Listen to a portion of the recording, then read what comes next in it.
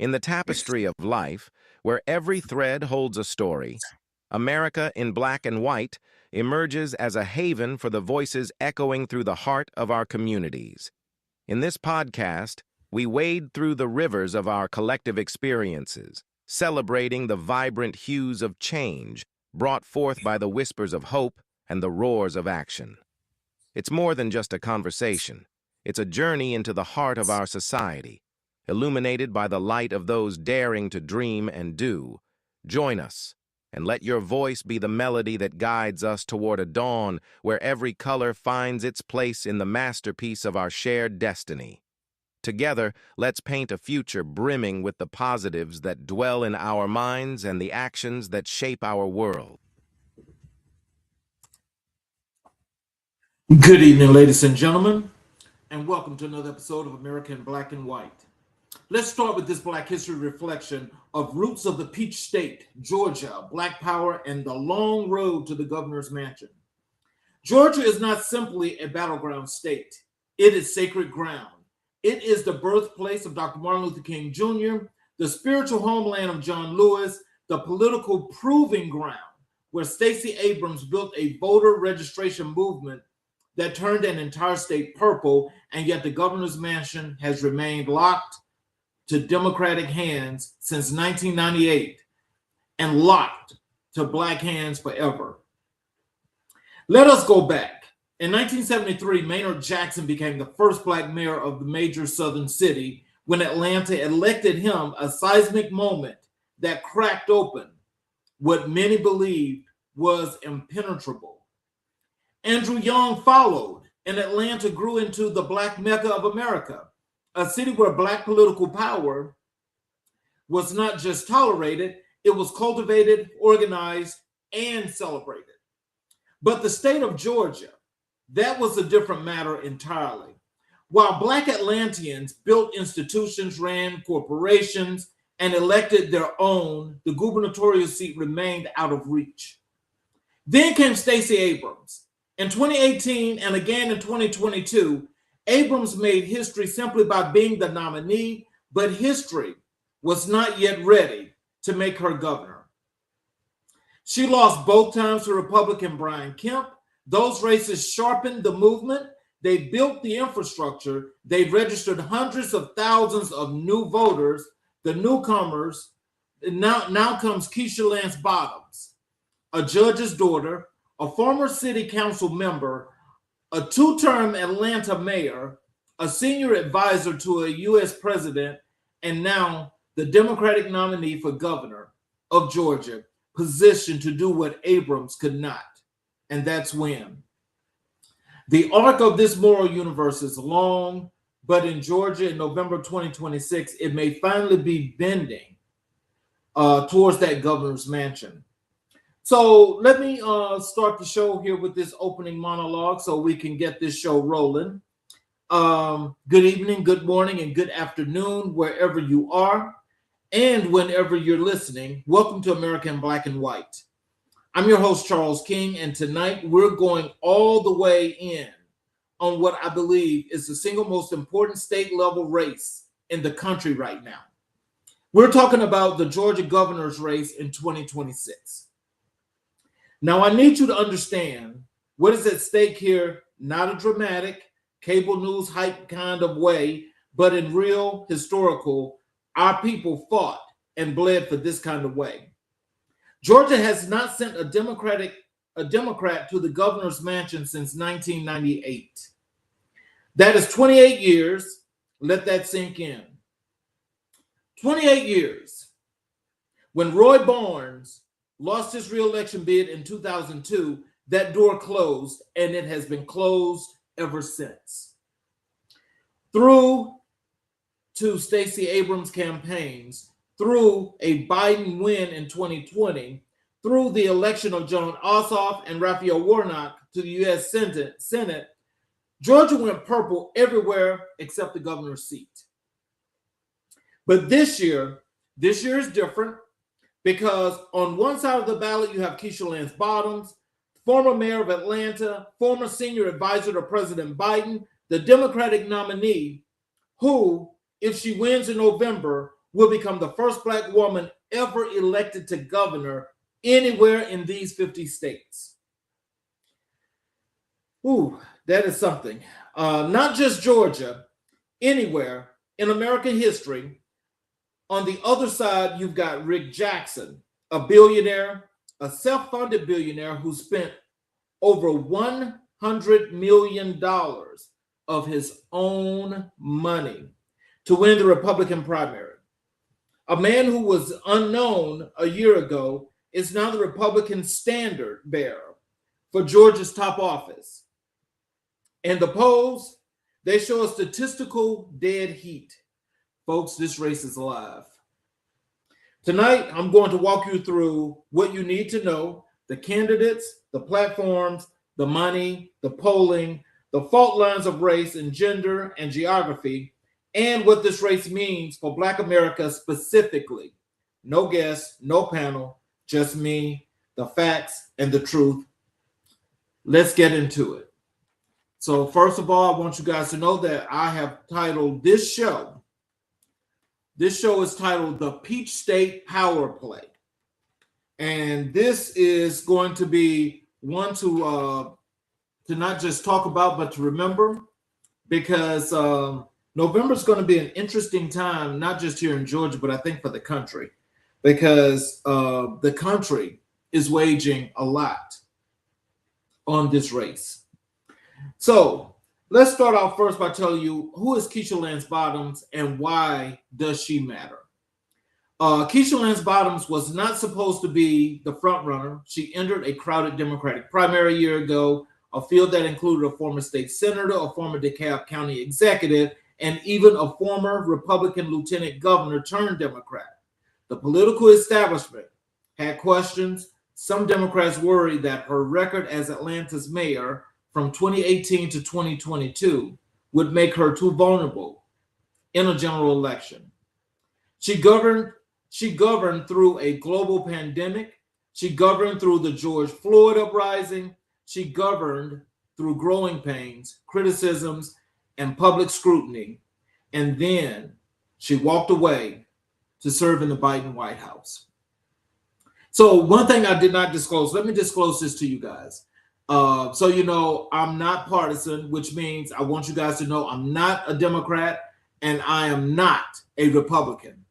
I'm definitely independent, but I want to make sure that in getting this information out to the voters here in the state of Georgia, you know, I want you guys to realize the importance of what's at stake. But none of that stopped her on May 19, 2026. Keisha Lance Bottoms won the Georgia Democratic primary outright with a 56.2% of the vote. No runoff was needed. That is not just a win, that is a mandate. And she defeated Jason Estevez, Michael Thurman, and Jeff Duncan. And she did it by dominating every major voter segment. She led among women, she led among men, she led among Black voters by 32 points over her nearest rival, and she led among white Democrats by 14 points. When the dust settled, she was clear, undisputed choice for Georgia's Democratic Party. So on that platform breakdown, what Bottoms is running on is education. Now, this is very important, and I know most of us, you know, especially the parents that's got kids in school that's going through different education systems, and sometimes you never know what you're going to get, you know, what's happening with the teachers, what's just going on in general when it comes to education. With this administration, there's been an enormous amount of changes when it comes to education. You know, of course, there's the book ban. There's stuff that they're taking out of schools, like you can't talk about DEI. You know, they're stopping Black history. I mean, there's just a number of things that's happening right now. So education is very key. And so for education, Bottoms is pushing to create a pathway to free technical and community college for Georgia families. She wants to eliminate state income tax for teachers, a bold move in a state that has been losing educators to higher paying markets. So literacy is a centerpiece of her education agenda. Healthcare. Bottoms supports expanding Medicaid in Georgia, a policy that Republican governors have blocked for over a decade, leaving hundreds of thousands of Georgians uninsured. She wants to end Georgia's Pathways, the state's controversial work requirement Medicaid program, and she's prioritizing maternal health and reproductive rights. So, just to add a little bit to that as I move on, what I think a lot of us need to understand is with the Affordable Health Care Act, when it was viable, all states had to pay into the exchange, which means Georgia was paying into the exchange.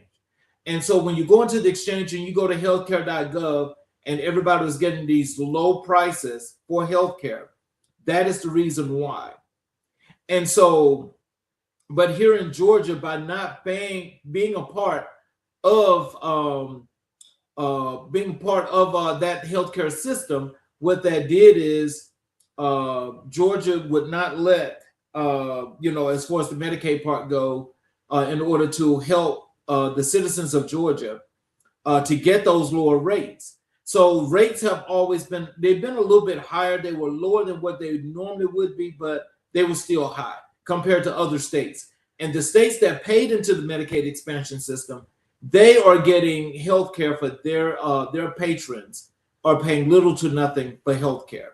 So that's a good thing, I think, what Keisha Lance Bottoms is trying to do. And also she's fighting for prioritizing the maternal health, which is for, what's been historically known for years and years and years, that in childbirth, how Black women are dying due to childbirth, and nothing has been done to try to understand what is happening when this takes place. And she's also she wants to restore the reproductive rights. That is for women to make the choices of their own bodies when it comes to if they decide they need to have an abortion or not. So she wants to reverse that, which I still think is a good thing. She's also talking about public safety.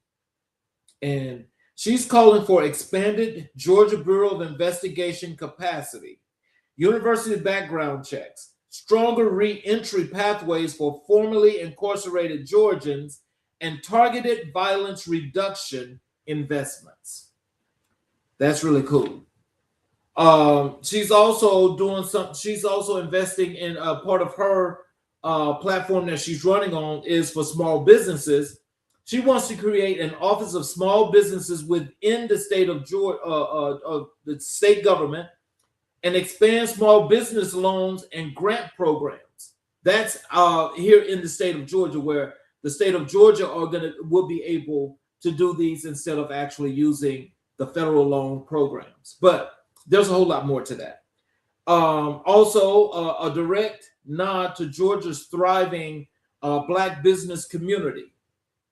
So, with that being said, Lance Bottoms' platform, it actually hits all of the key moments, the key spots, shall I say, that we today, here in just in the world and community, just in the general space of people and being, that education, healthcare, public safety, and small businesses, that really sets the tone. The tone that she is setting here is, one, we need to make sure that our kids are literate. And that is that they can actually read on grade level as they advance through elementary school, middle school, and high school into colleges and universities, where they're able to do what they need to do from a literal perspective that would make things a whole lot easier as the world breathes. As far as the healthcare goes, I think this is about time, and this is something that should have been done time and time again, because there's so many of us here in Georgia that have been paying these taxes for all this time since the Affordable Health Care Act has passed, but not being able to benefit from the actual healthcare exchange because Georgia has refused to expand Medicaid to be a part of this. That was something that I thought was really astonishing, but I'm glad that somebody wants to take that up, and I think that that's a proof positive point that I like about what Keisha Lance Bottoms is trying to do.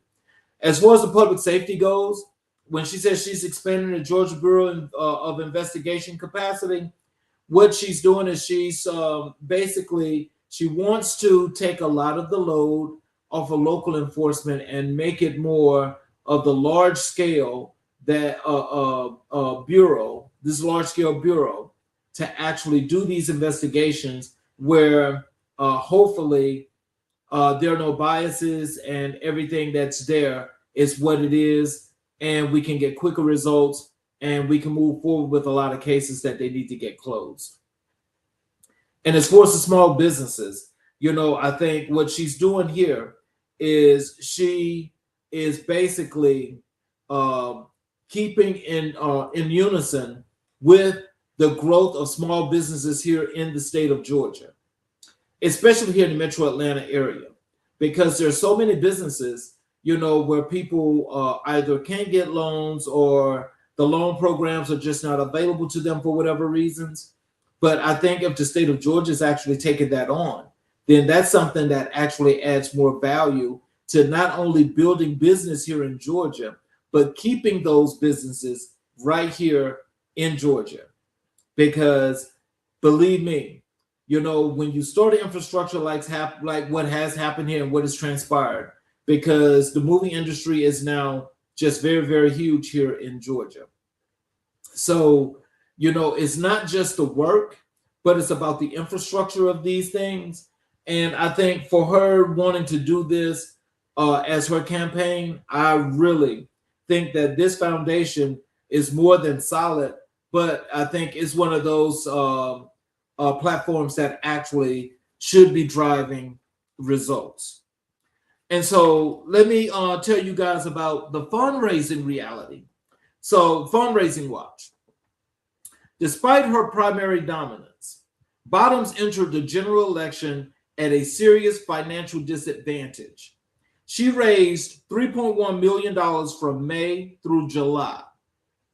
Rick Jackson raised $6.1 million in a shorter period, and at the end of July, Jackson had over $4 million in cash on hands. Bottoms had just over $770,000. The Bottoms campaign will require substantial national Democratic donor support and outside spending to compete on the airways. And we're going to talk more about that too, because that's very major. So with the fundraising metric from May to July, Lance Bottoms raised $3.1 million, Jackson $6.1 million. Cash on hand at the end of July, Lance Bottoms $770,000, Jackson $4 million. And the primary self-funding for Keisha Lance Bottoms, she's not self-funding anything into her campaign, but Rick Jackson has put more than $100+ million of his own personal investment into his campaign. So we're going to talk a little bit more about that as we get into the show, but that's something that I think we all should be wary of. So now let me just tell you guys, who is Rick Jackson and how did he get here? Rick Jackson is not a politician.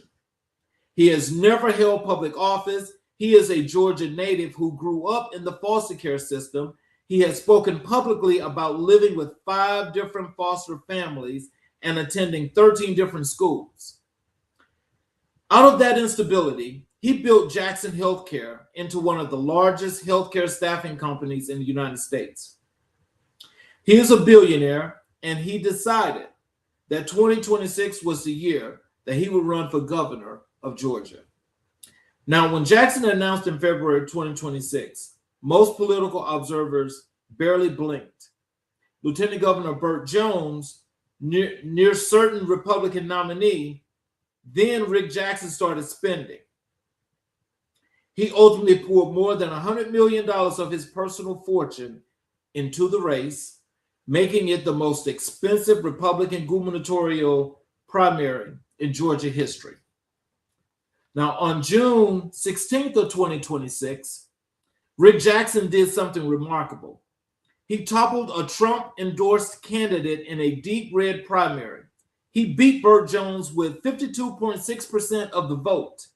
In doing so, he proved that in Georgia politics in 2026, one thing can still overcome the power of a presidential endorsement and an endless stream of cash.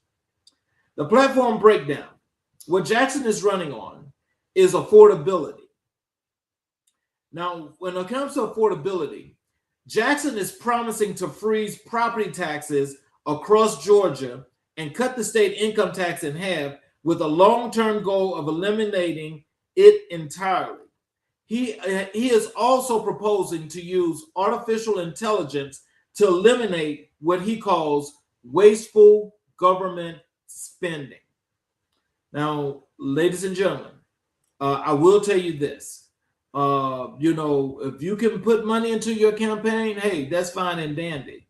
But what most of us need to understand about this promise to freezing the property taxes across Georgia, I want you guys to just do some research on that and understand how that works economically, because what happens is that by freezing that means that the citizens, and especially how they decide if he wins, if he structures the government, what that means is that structure is most likely primarily going to come down to the folk that are middle class and lower to be paying these taxes anyway. You're not paying them on your property, but you'll be paying them in a different way, plus some. So I want you guys to just go and do your research on that and find out about that, because I don't think that that's a good thing to do. He's running on education as well. And Jackson is proposing for free tuition, room and board at Georgia's public colleges and technical schools, a policy that sounds similar to Bottom's education proposal, but differs sharply in its conservative ideology framing. So what that means is that what he's actually doing is that's only for those who qualify. This is a qualifying system. Now, I think you guys probably want to, if you go into any of his rallies or in his functions, and education is something that you really strongly think about, and it's something that if you're looking at him as a candidate, go to one of his functions, raise your hand and ask a question and find out a little bit more in depth as to what does he mean by this education policy that he wants to run on. Because this is almost like something from some time ago that was like, well, it's called a bait and switch. But, you guys should actually get the opportunity to ask Rick Jackson more about this. He's also running on children and family. Jackson's campaign reflects his personal history in the foster care system. He has made child welfare a signature issue. He is also pushing that Georgia parents' Bill of Rights and has taken anti-transgender policy positions, including opposing transgender girls in girls' sports and restrooms. Wow.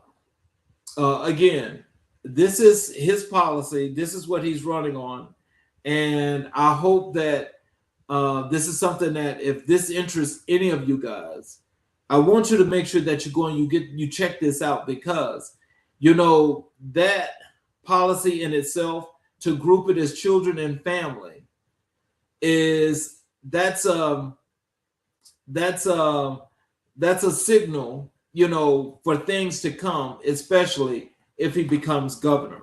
Now, before I move further into this, let me just tell you the backstory that nobody expected first, because I'm going to show you guys some numbers, as of lately, as to what we put together for this data. Jackson had to fight his own party's establishment to get here. He was attacked by hardcore conservatives for having previously donated to former Congresswoman Liz Cheney. He later donated $1 million to a major pro-Trump super PAC in what was widely seen as a political course correction. He won the endorsement of U.S. Senators Ted Cruz and Rick Scott. He courted Attorney General Chris Carr's support after Carr was eliminated in the primary. And in the end, the money and the strategy worked. So, what I want to tell you guys, I want to show you guys these numbers here. So, what you're seeing right here is on the head-to-head headline poll. You see Keisha Lance Bottoms is up by 46.4% to Jackson's 44.9%. Now, this 1.5 percentage points leads that she has, this actually puts her right within the margin of error, which makes this, as they say, a dead heat.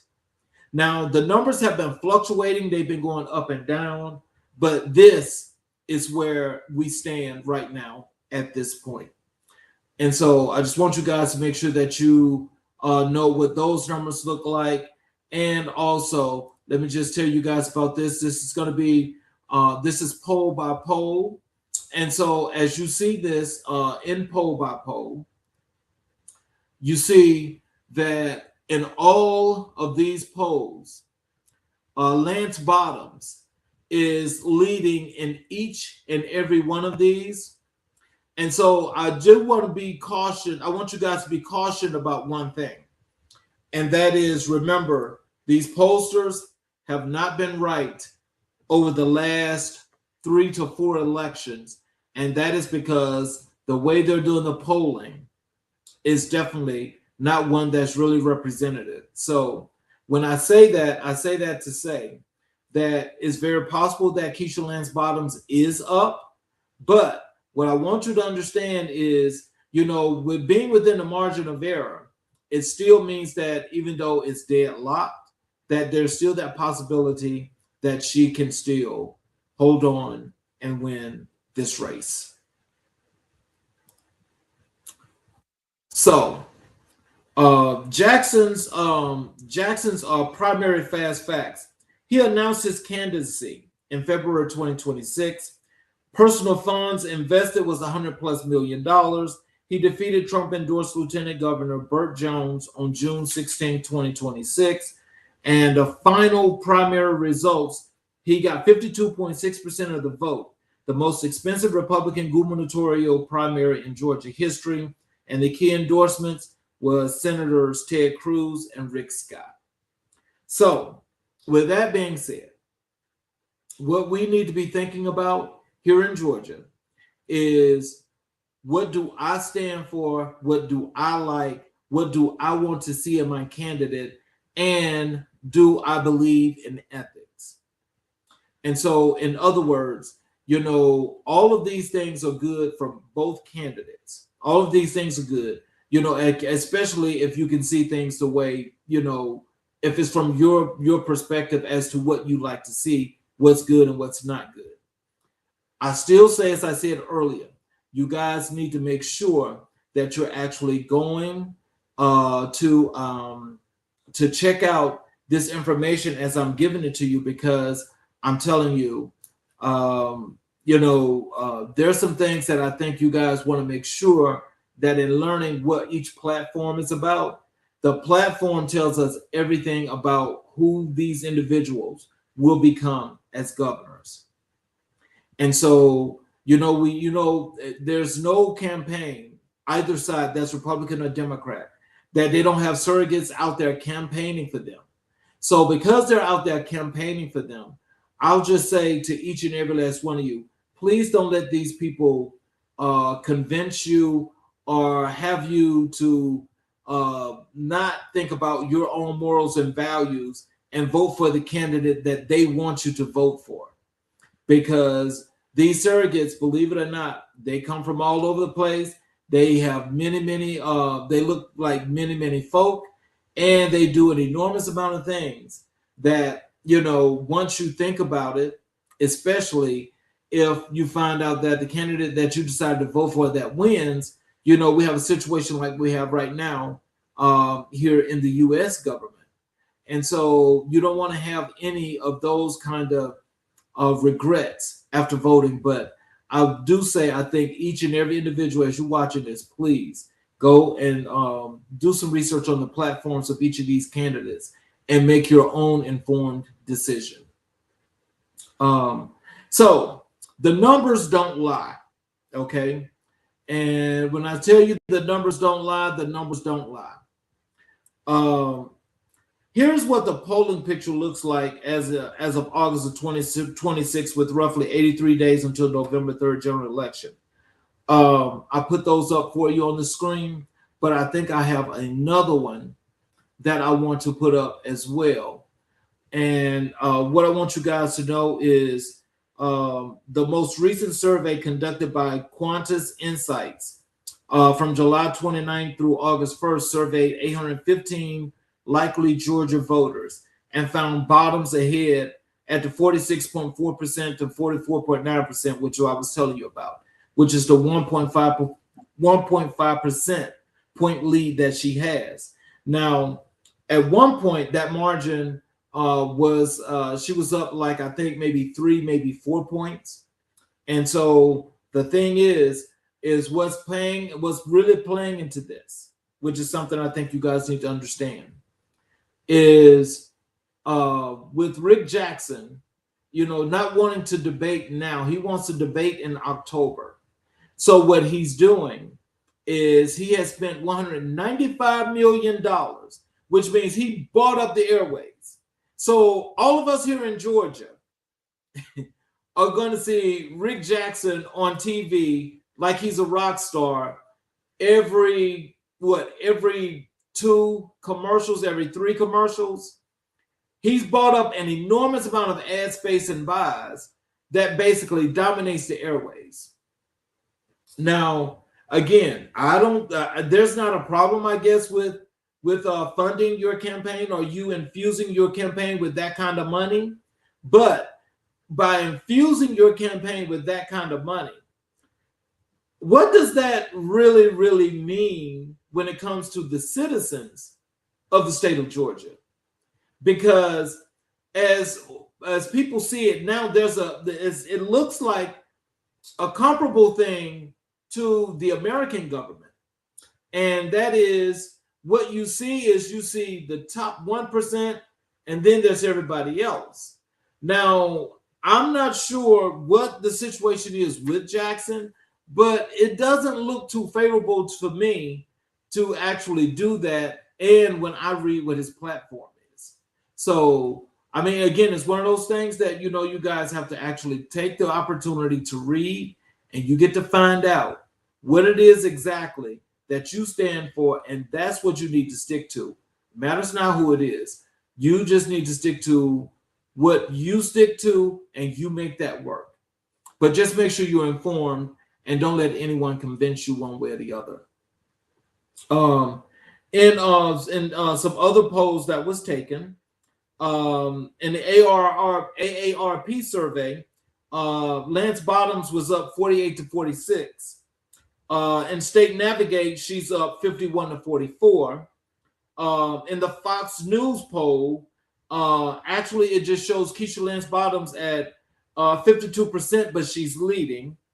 And the Wick Outlier, Jackson is up in that poll 43.2% to 42.7%, which is a 0.5 percentage point. So the fault lines are this. And so now we're about to break this down in a demographic perspective. For women, Lance Bottoms is up 52 to 38.5, which she's up. That means she's up by 13.6 points. With men, Jackson is up 52.1% to 40%, and Jackson has a plus 12.1 percentage point lead when it comes to men. When it comes to black voters, Lance Bottoms is dominant with 81%. With white voters, Jackson is dominant with 62%. Now, when we go into the age brackets, now this is something that I think a lot of us need to be paying close attention to, because the younger generation has a lot to say about this. If you're in the ages of 18 to 29, Lance Bottoms is up 51-30, which is a 21-point lead. In the ages of 30 to 44, she's up 52-30, which is a 22-point lead. And with the ages of 45 to 64, Jackson is up 47-37, which is 10 points. But with the ages 65 plus, Jackson is up 51-37, which is 14 points. Now, when it comes to the urban voters, the people that are here in the city, Lance Bottoms is up 60-27%, which is a 33-point lead. Rural voters, Jackson is up 59-29, which is a 30-point lead. And in suburban voters, Jackson is up 49-39, which is 10 points. Now, the X factor to all of this are the independent voters. That's people like myself. And see, this is where I think the race will primarily be determined, is on the independents and how will they turn. Because both candidates have locked down their party bases. Bottoms holds a 94.8% of Democrats. Jackson holds 88.3% of Republicans. Among independents who have made a choice, Bottoms lead 37-24, but a full 33.7% of independent voters remain undecided. So this block, concentrated in Atlanta's suburbs, will likely decide the outcome of the entire race. Now, that's one for the ages, but that's also one that we really have to make sure that we're paying attention to. Now, this is then the geography of the race, as I was telling you guys. As you see here, Lance Bottoms is up 33%, 33 points with the urban voters. Jackson is up 30 points with the rural voters. And with the suburban vote, Jackson is up 10 points. Now, again, this is just going back to showing you guys these numbers, you know, as I wanted to make sure I get these pointed out to you. Now, when it comes to the party-based loyalty, as I went over already, you see Keisha has 94.8% of the Democratic Party votes and support. Jackson has 88.3% of the Republican support, but there's 33.7% out here that are independent.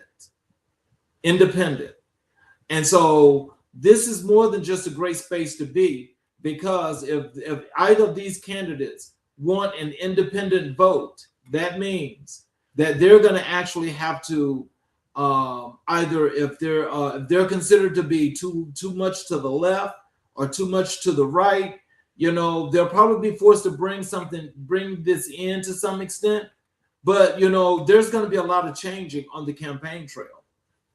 And so also, as we're not going to, I'm getting too money now. So hold on one second. Let me go back out. And let me just say, now, this is something else here that we need to talk about. Let me tell you guys this point as to what this race means for Black America.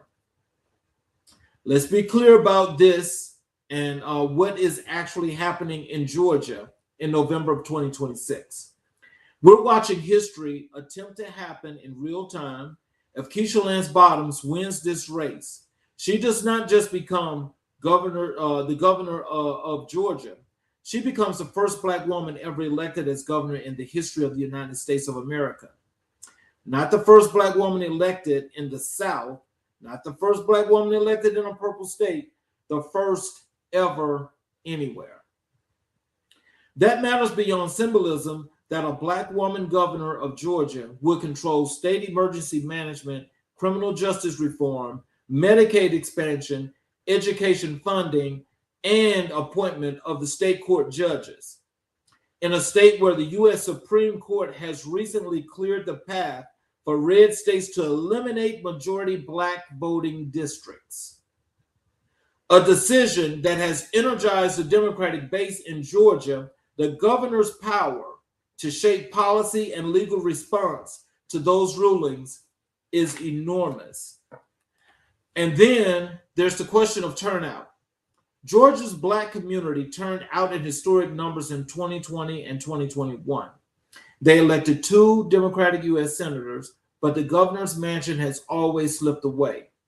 The question for this November is whether the community will show up with the same energy for Keisha Lance Bottoms that it showed up for Raphael Warnock, John Ossoff.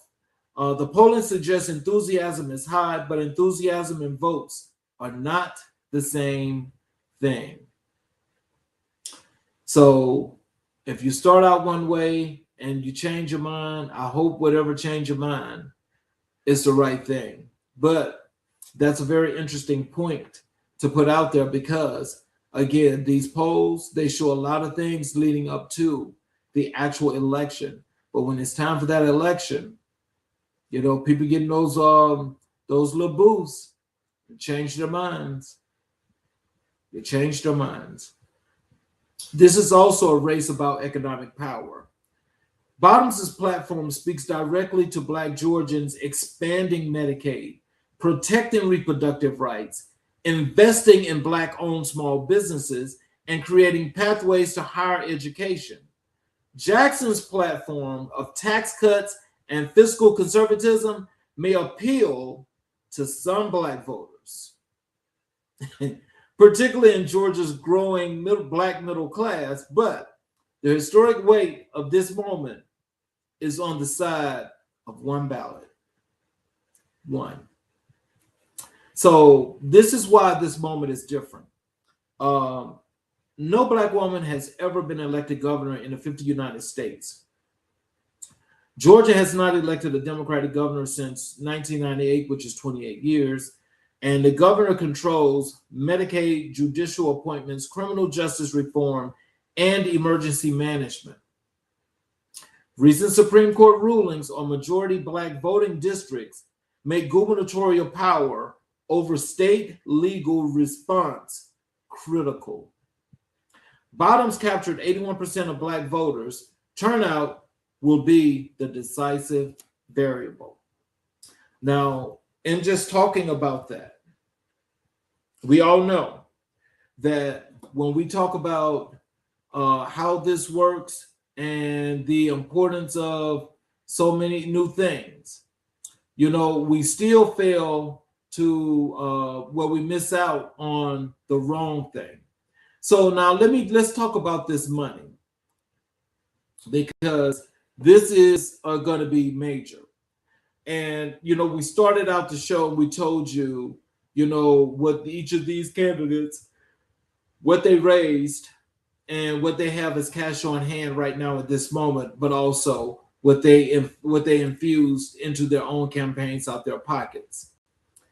And so as we see that and we go here, so what the numbers tell us is this, and these numbers tell us that it's a dead heat. The gender gap is real. Black voter unity is happening. Suburbs decide. Money matters. And youth versus age. Now, in each of those, if you wanted to break those down, you would say of these 6 categories, 4 of these would go into the category of Lance Bottoms. But even with that being said, that does not mean that means that Keisha Lance Bottoms is going to win this election. This election is going to be about you getting out there to the polls and you voting.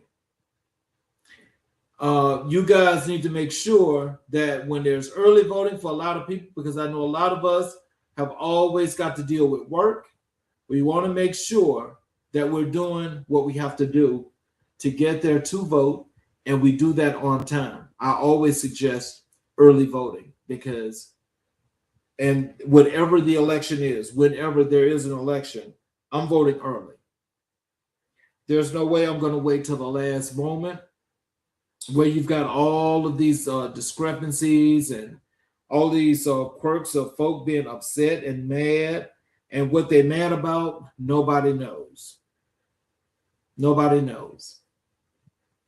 But what I want you guys to know is that Georgia is very important, and Georgia is under the eyes of every other state in this country. Every other state. And there were some numbers that when I did the generic numbers, that is for when it came down to the men. The one thing that I still find scathing and not understanding is the thing that plagued Stacey Abrams was the black male vote. And it seems like with Jackson holding that 12-point lead with men, that the black men that vote on however they're voting, they choose to vote for Rick Jackson, or if they're going to vote for Rick Jackson, that's fine. But they are deciding that none of the other issues are important, apparently. I hope that they actually look at Rick Jackson's platform and think long and hard before they actually cast that vote. But again, that's for them to do. And that's for me to sit here like everybody else and just watch. But I want you guys to make sure that you find out where you need to vote. You find out the dates and the times for your polling place. And you make sure that you get there and you cast your ballot. I'm not telling you to vote for whoever you vote for is who you vote for. But just make sure you get there and you cast your ballot. It's your vote that counts. Me and anybody else can't tell you who to vote for. You make that decision. But you make sure you make that decision with your all of your moral compass, because it's going to be very, very important. Because this right here could decide the Georgia's governor's race could decide how things turn out for the future, not just of this state, but for most states, especially here in the Southeast region. Because there are an enormous amount of things that's happening with a lot of these states in the South, that are just unreprehensible. But I'm trying to understand one thing, and if somebody could tell me, why is it that there seems to be a disconnect when it comes to a lot of these black women that's running for office here in Georgia? I'm not understanding that. I don't think it's a disconnect, but apparently it is. But I hope that changes this time. And so as we go with that, I've went through all of the things that I wanted you guys to know. So I am going to do my closing monologue, and I'm going to close out the show. So as we wrap up tonight, I want to bring it back to something I said at the top of this show, 28 years. This is how long Georgia has been waiting for a Democratic governor. And in all those 28 years, we have never, not once, seen a black woman come this close to sitting in that office. What's happening in Georgia right now is bigger than a single campaign. It is the culmination of decades of organizing, registering, marching, and mobilizing. It is John Lewis's legacy made manifest in a ballot. It is Stacey Abrams' groundwork being tested in real time. It is the descendants of people who were told they could not vote, could not lead, could not govern, now standing at the threshold of the highest office in the state. And the margin, 1.5 points in the polls, less than 2 points, that means every single vote counts. This is not a cliche. That is a mathematical fact in the state of Georgia in 2026. Now, I want to be fair. Rick Jackson is not a cartoon villain. He is a man who came from nothing, built a billion-dollar company. That is remarkable American. That's a remarkable American story. And voters who care about tax policy government efficiency, and school choice are going to look at this platform seriously. But the question this show always asks is the question at the heart of American Black and White. What does this mean for Black America? And the answer in this race, in this state, in this moment is everything. Everything. Georgia is not just a battleground. It is a proven ground. It is where we find out whether the coalition that turned a state purple in 2020 can still go all the way to the governor's mansion in 26. Whether history gets made or deferred one more time, we will be watching, and we'll keep bringing you the truth in black and white. I'm your host, Charles King. This has been American Black and White, Season 4, Episode 128. Stay engaged and stay informed and stay in the fight.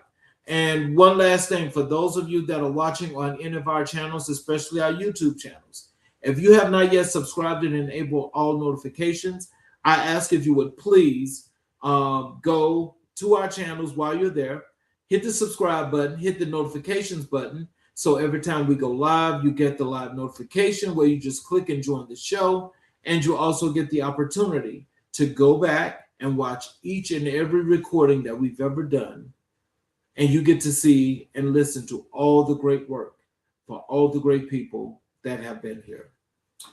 I'm your host, Charles King. You guys have a great weekend and good night.